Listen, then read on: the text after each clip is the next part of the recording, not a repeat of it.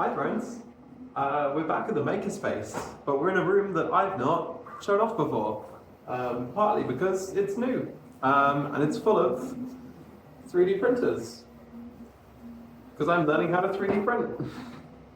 I'm also dressed kind of gothy today. Well, makeup's kind of gothy, outfits like fun goth. Which means today's video is about experimentation and identity. But also about the little frog that I'm printing. So I've just found a file online. I asked what I should print first and someone said frog. So I found a frog in a top hat. It's gonna be this one. It's printing out right now. I've never printed anything on a 3D printer before, so I figured, let's just do it. I've got access to a 3D printer.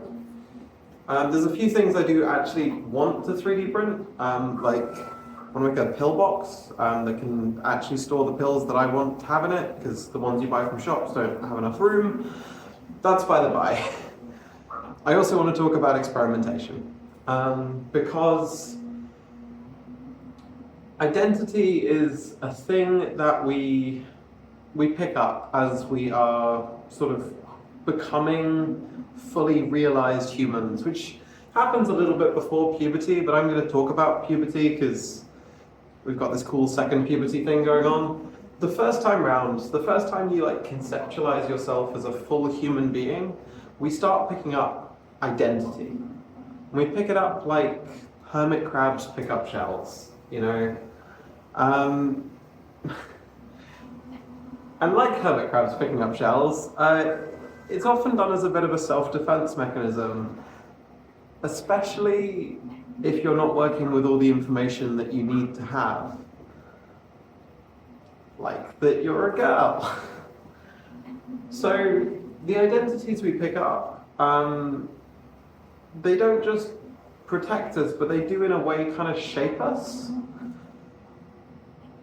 And really, there's so much more to say on it, and I'm going to fumble around it. What matters here is that now I've got a chance to be myself again, that I'm going through this second puberty, this second fully realizing myself as a human, as a woman.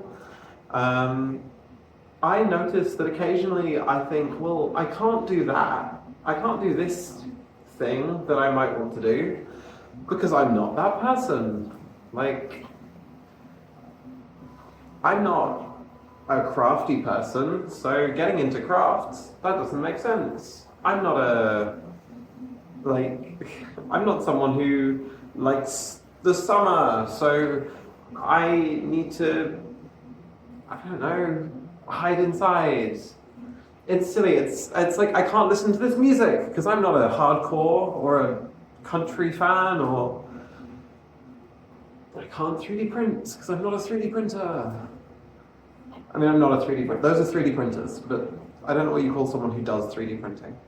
I can't do my makeup like this because I'm not a goth.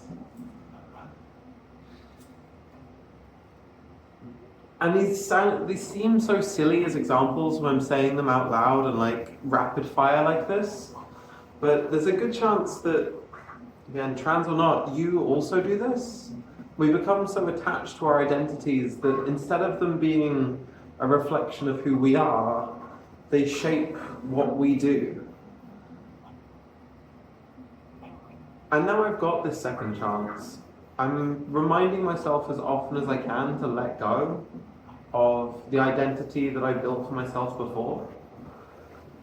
Because I built that identity to protect me, to fill in the gaps that were missing in other ways.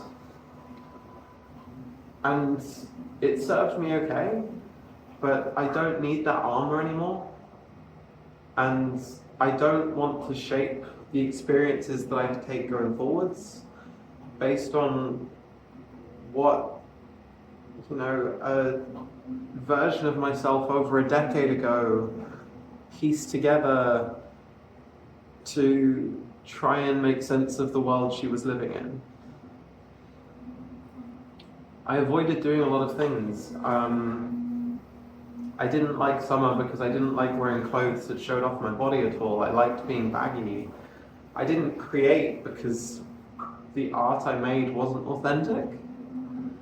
I didn't listen to the music I liked because, honestly, because I found a home for myself in musical theatre. And the other half of this is I'm not just throwing it away for no reason.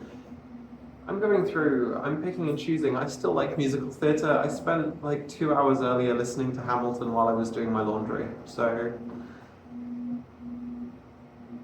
the point is not that you have to be a whole new person when you transition. And again, the secret of this channel is always that this all applies to non-trans people too. Cis people, you also get these benefits. You can remake yourself anytime you want. It's really cool. But it's going through and it's looking like, what is my identity and what do I still want to keep? What's worth holding on to and what can I remake and experiment? And I'm probably not going to be goth forever. This is cool. It's not quite me. But I might keep elements of it. 3D printing is cool.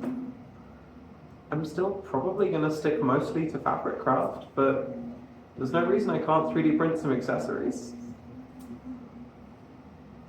And whoever you are, if you have a description that you would say to people, maybe it's like the first few lines of your dating profile. I don't know why that comes to mind, but that's where I think about writing out my identity in a really short form way. Don't be afraid to challenge it. Step outside your comfort zone. Take this as an invitation to do something that isn't you. If you're not a baker, bake. If you're not a writer, write. If you're autumn, try some spring. If you don't usually have a coffee and you're not caffeine sensitive, I mean, have a cappuccino instead of a hot chocolate.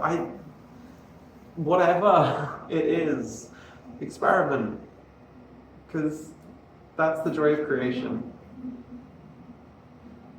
Which feels like a cheesy thing to say in front of 3D printers, but that's what we are working towards. So I love you very much, friends. I will talk to you tomorrow, and I might add like a tiny clip of my frog at the end. So.